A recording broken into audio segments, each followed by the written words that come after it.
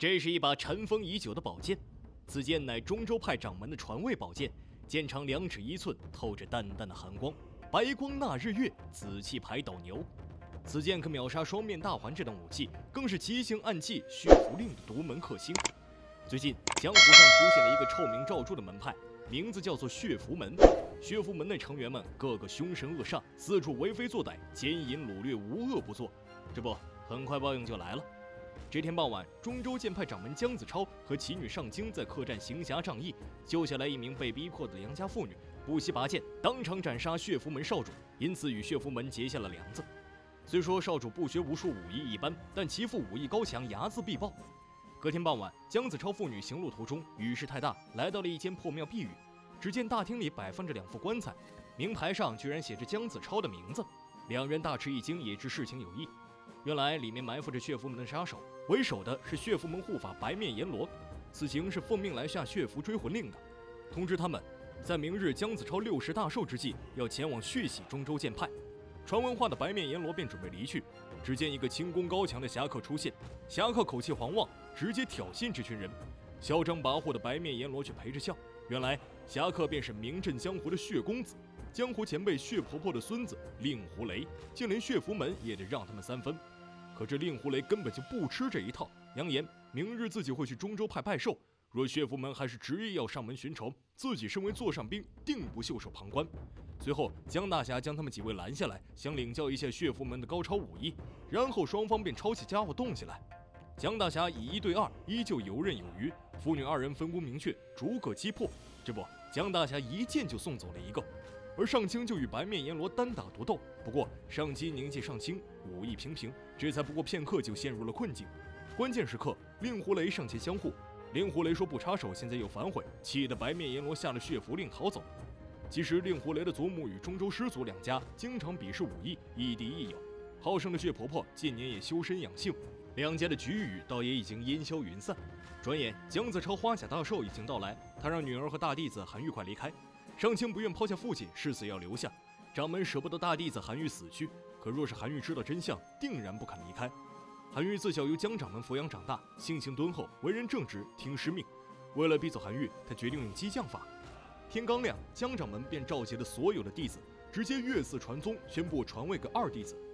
2弟子诚惶诚恐地表示才疏学浅，可掌门心意已决，他也只能应下。不料大弟子对此毫无怨言，反而真诚地上前拜见新任掌门。不想师父还是不满意，出口斥责。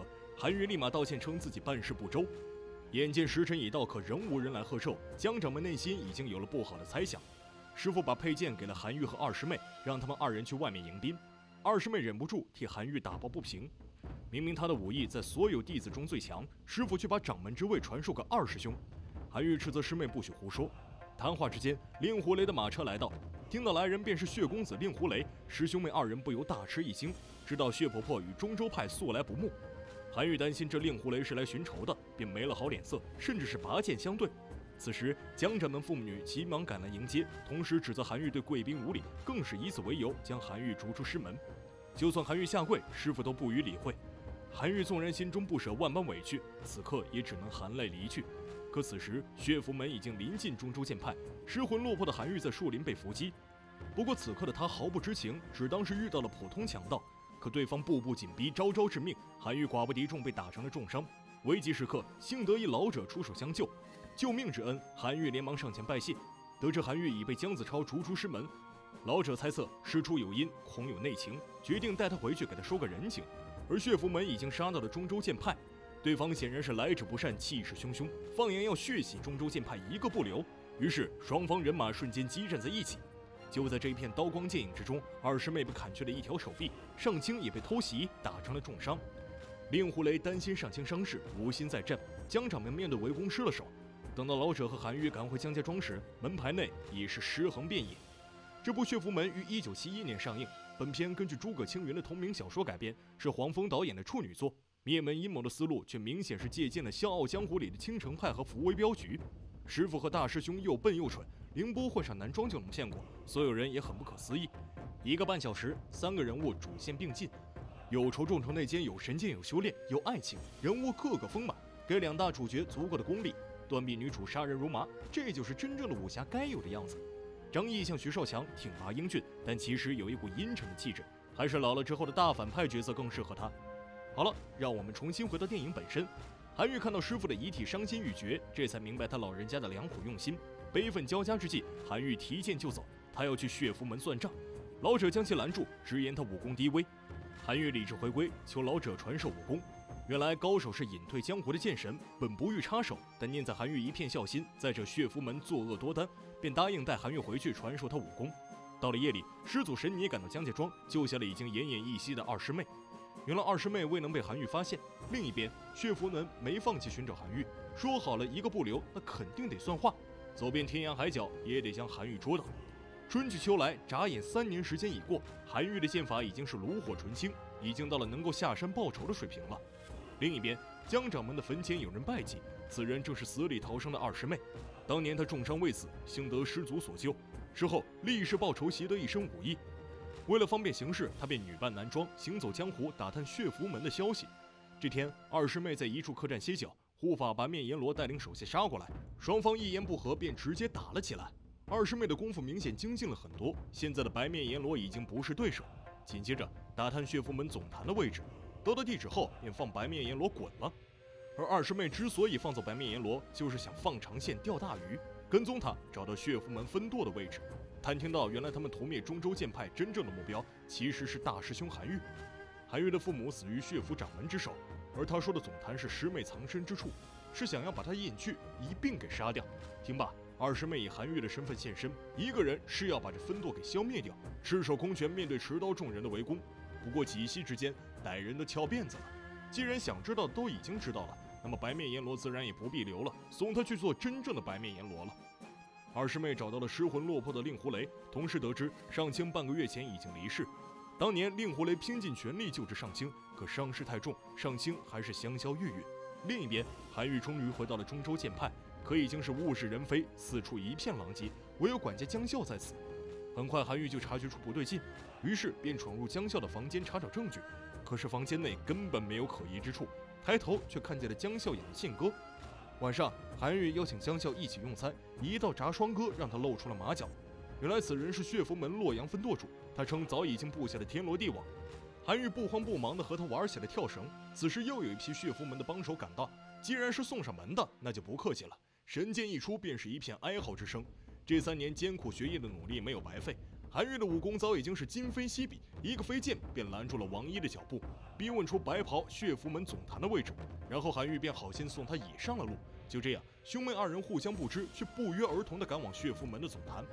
来到山脚客栈，二师妹自报山门，称自己是中州韩愈来找血符门，然后就静等血符门的人上门了。不料此时真正的韩愈也赶过来，双方不需多言，直接抄家伙动手。二师妹这3年来同样勤学苦练，只为报师门的血海深仇。3年前连师傅也打不过的曹刚，今日却被二师妹逼得连连后退，很快便将曹刚斩于盘龙剑下。此时的大师兄还未将他给认出，二师妹没有办法，只能自己承认，毕竟按套路穿男装就不认识了。二师妹告知师兄探听到的消息，韩愈的父亲因反对血符门的组建被门主给毒死，母亲也思念成疾。韩愈是要报着杀父杀师之仇。二人踩水过江，去往青门岛上。血符门红袍令主早已经等候多时，二人单枪匹马闯入，也是够胆量。血符门门主林三虎要留下他们，首先上场的是分舵舵主欧阳玉。师妹将韩愈拦下，让他保存实力，小喽啰就由他给提前收拾了。二人随即便开始了这一轮的较量。可欧阳令主貌似是很狼狈啊，被二师妹打得感觉招架不住了。这不，师妹贴心的为他送上了盒饭。喽啰们想要助阵，也被韩愈秒杀。总坛主只好召出血阵对付二人。这舞动的韵里，不跳一段真是可惜了。有句大实话叫做差生文具多，这花里胡哨的血阵一样的道理，都死干净了，下面就到总坛主了。总坛主拿出他的血符令和令箭，这血海深仇今日就要做个了结。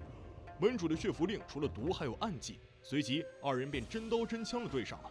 血符门主的功夫并未登峰造极，对上这师兄妹二人也颇为吃力。他瞅准机会提晕了二师妹，正在重击时，令狐雷接下了令牌，却被里面暗藏的毒针所伤，晕倒。大师兄见此情形，上前与他拼命，最终大师兄给了他一个痛快，给这无恶不作的恶魔送了盒饭。外面小喽啰都是令狐雷所杀，可是他已经伤重不治了，死前求二人将他与上清葬于一处。爱人已逝，大仇得报，他心愿已了。此片虽然也是比较啰嗦的小人物复仇故事，但黄峰在改编上相当成功地突出了原著的江湖体系和关键情节，更给予了演员们很大的表演空间。无论是俏皮可爱的凌波，还是悲苦至极的诗思，形象都比一般的武侠片要更为鲜明。饰演反派的性格演员古风更是一展其精湛的演技。好了，本期故事就到这里，我们下期不见不散。